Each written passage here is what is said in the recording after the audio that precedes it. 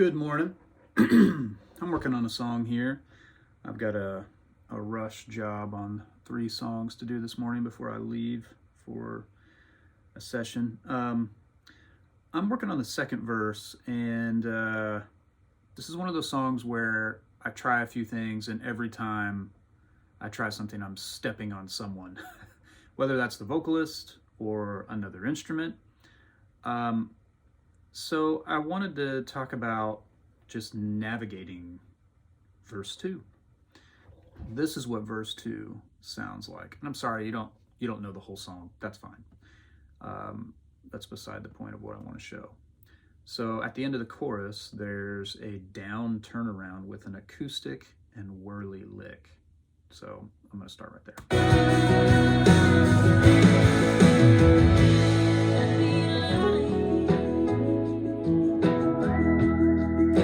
Here comes the second verse.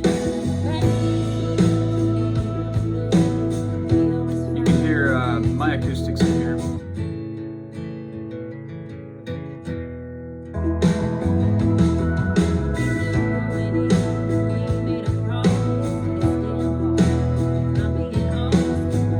There was a move on acoustic.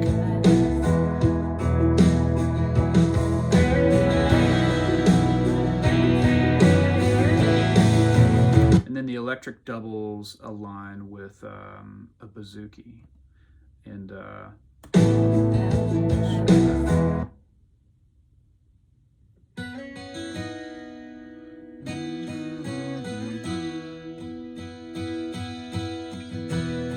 so yeah, that's getting into the chorus. Real short pre-chorus. I feel like there should be something from electric guitar, so I'm going to try a couple things in the second verse. I feel like it's more of a pulse vibe that steps out around the vocal. Let me turn the vocal up a little bit. This is all very, very rough scratch. Everything is on here. This is one of those songs that got sent around to a bunch of players. I recorded 2 acoustic parts, sent it back to the producer. They did a scratch vocal with the artist. And then it was sent to drums, bass, and then back to me and our keyboard player. And keyboard player is done. He did all these great things. And I'm just wrapping up electrics. I added some more acoustic stuff, that bouzouki thing, after we got it back. So really, I'm just kind of taking care of the finishing touches here. So let's really listen for everything that's going on in the second verse and just try to figure out where electric can do something without just complicating or cluttering it up. So here it goes again.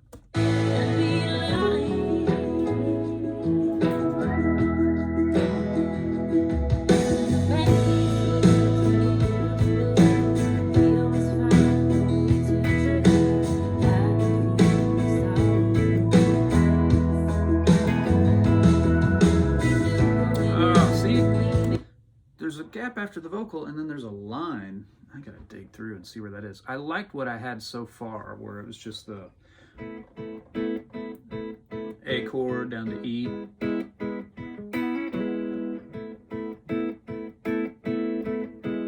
then there's a gap, and I was trying to do something like it could be something just really simple, that fits in there, but there's also something happening in one of these keyboard tracks in the spot that I'm trying to step out in. So I either need to jump on it with him, or I need to just not do anything. Let's listen.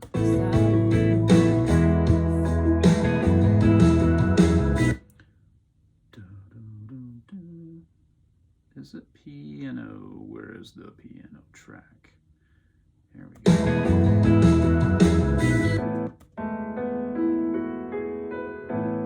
Yep.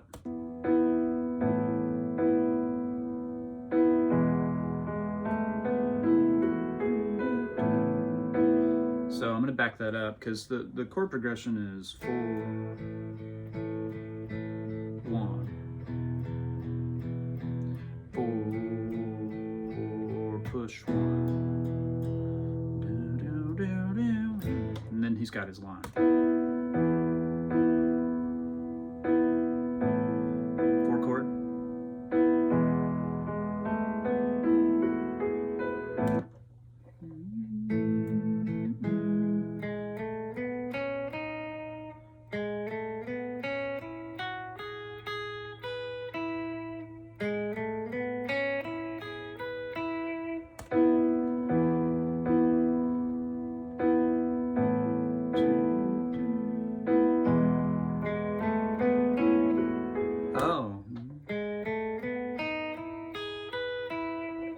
the back half of it. Let's see. I'm trying to learn this line. 2, 3, and 4.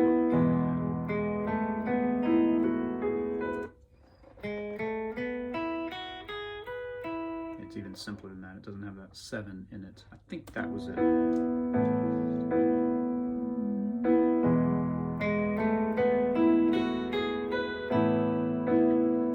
That's the line. So if I were to try to incorporate that into what I'm doing with the pulsing eighth notes, bar 2,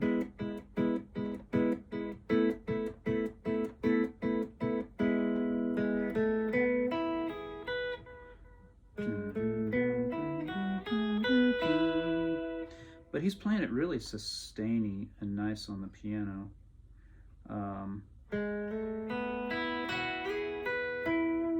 That could be something that goes with it, that catches the notes. So the line is G sharp, A, B, E, F sharp, G, B, back to E.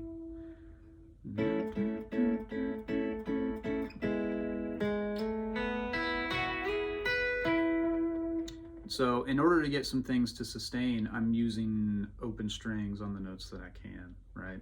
So we're in the key of E, and I think in numbers. So for me, I'm thinking of this as 3, 4, 5, 1, 2, 3, 5, 1. 3, 4, 5, 1, 2, 3, 5, 1. But I'm playing it with as many open strings as I can.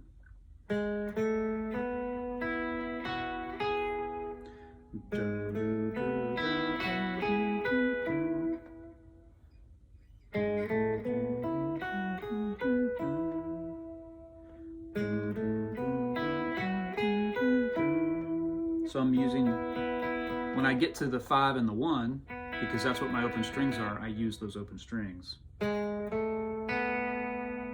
That creates some of the ringing together that the piano has.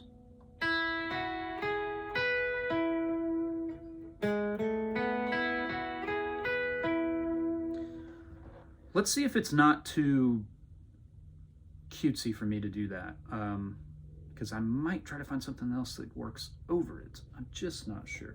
So again, I'm letting my ear be the final arbiter of what happens or doesn't happen here. Oh, let me unsolo the piano track so we can hear everything. But I do want to bring it up in the mix just so we are triple sure that whatever I land on works. Or I may abandon. You know, sometimes you work on a section and you're like, you know, I'm trying to shoehorn myself into a place that there's no room for me. That may be the case here. Let's see. Top of the verse.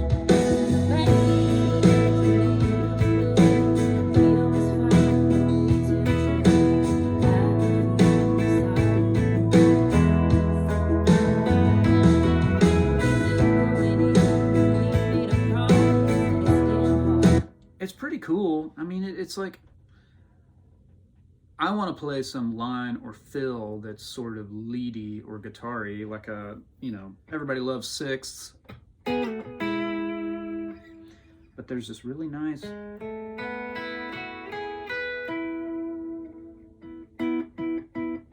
That's going to be the trick, is how do I land on that?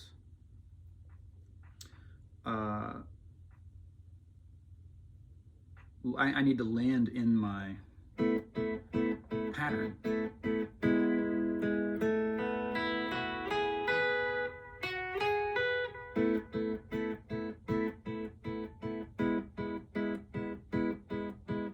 And then in bar 6, check this out. There's an acoustic.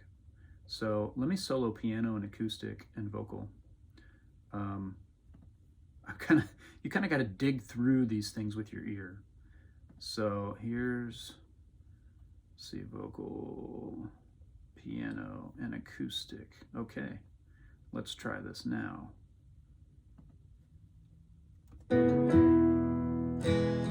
How about some click? 3, 4.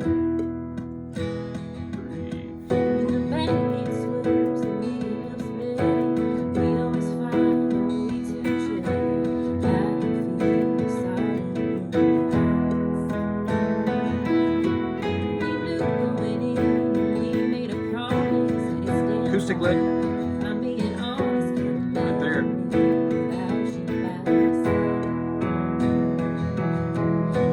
Man, that might be my spot. It's a rest in the vocal. Let me turn up acoustic a little bit more because it's hard to hear. And the vocal up just a little bit more as well. Usually when I get sent tracks, the vocal is screaming hot, just compressed, just as like big a waveform as possible. But this is a scratch vocal. So generally I keep it down enough that it's not overpowering other instruments, but I can still hear the phrasing of it. So here's one more time, and maybe we can hear this a little bit better. All right. 3.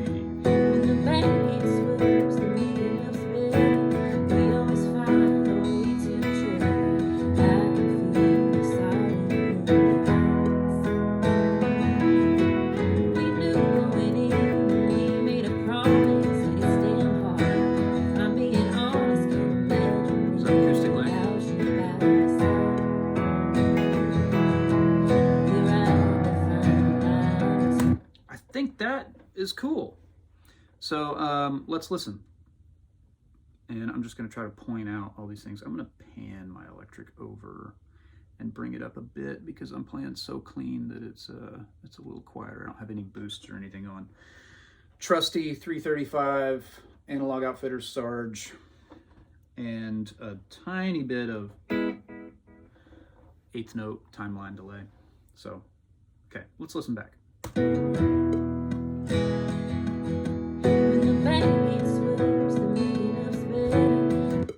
I need to solo the electric track too. Okay, here we go. Electric, acoustic, piano, and vocal. Verse 2.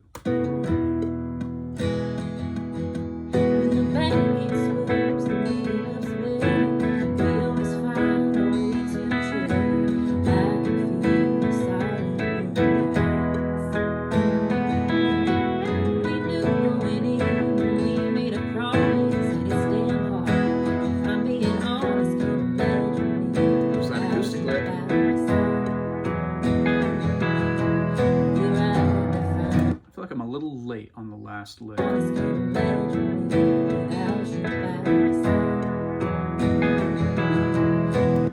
Yeah, let's fix that spot.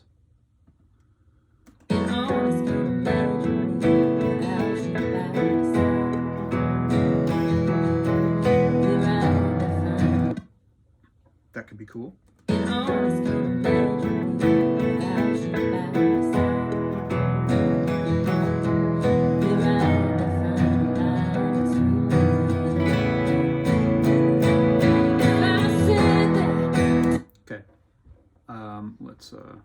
Let's heal that punch, and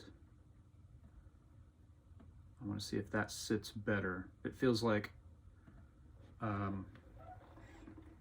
waiting too long after the vocal in that gap, you're sort of missing, it's like you miss your moment. So sometimes my ear wants to hear the fill come right on the heels of the vocal. Like a kind of an immediate handoff.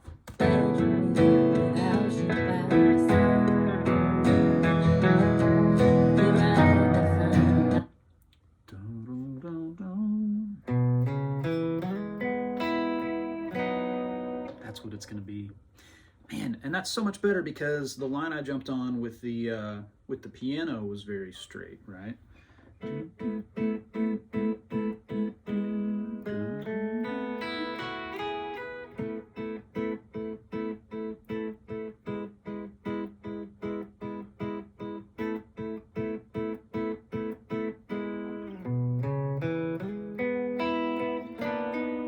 Yeah, it's going to be.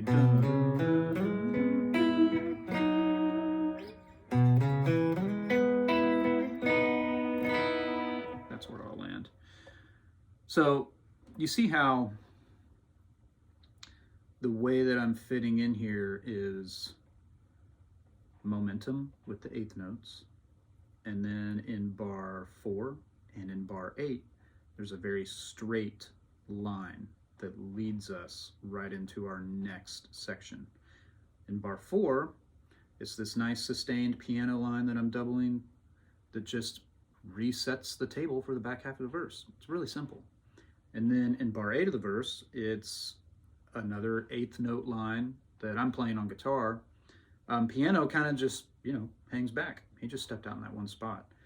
But the line in bar 8 serves the same purpose. It connects us to the next section. It's moving forward motion. That's what all this is about in verse 2, I feel like. So let me punch this spot, and then I'll unmute everything and we can hear it all in context. Hopefully there isn't something I have muted that's like stepping way out and all over it, because I might just tell the producer, hey man, mute that. Let's see.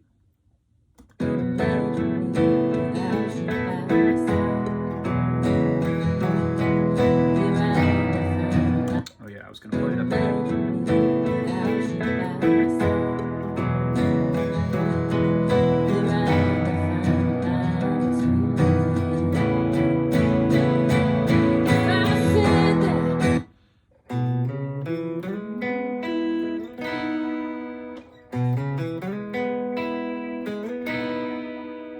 That to be really clear. Sometimes when I want to clarify something and really like make it the thing, I'll just double it an octave up. So I'm going to do that here. So let's see, we've got, and again, I think in numbers, key of E, 5, 6, 1, 3, 5, 1, 3, 5, 7. So up here,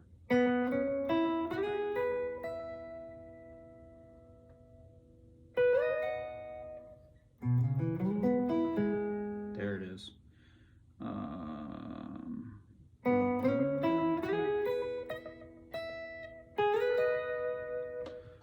It's a little much to jump positions like that, so maybe it's right here.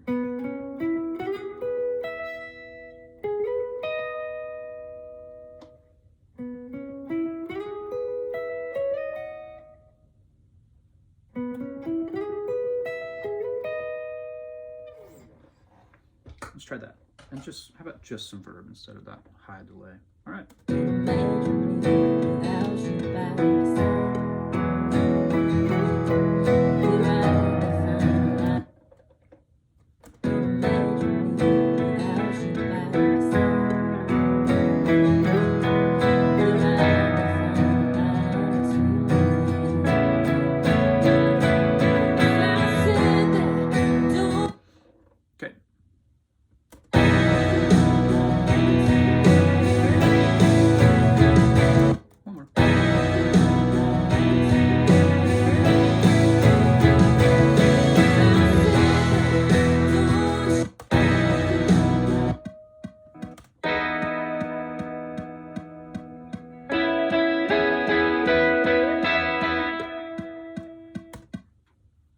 Yeah, but I'm gonna get out. 3, 4.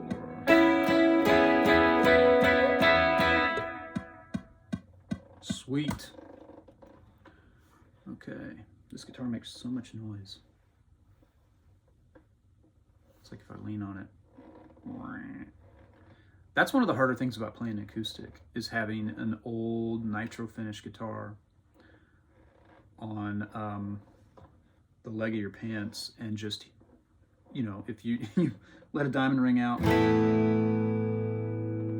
you make the slightest adjustment, and you're like, dang it. And it could be, depending on how long your engineer's letting it ring, like you need to just stay completely frozen. No big breaths. Don't even like move your arm to set your pick down or anything. Fun stuff. All right, see y'all later.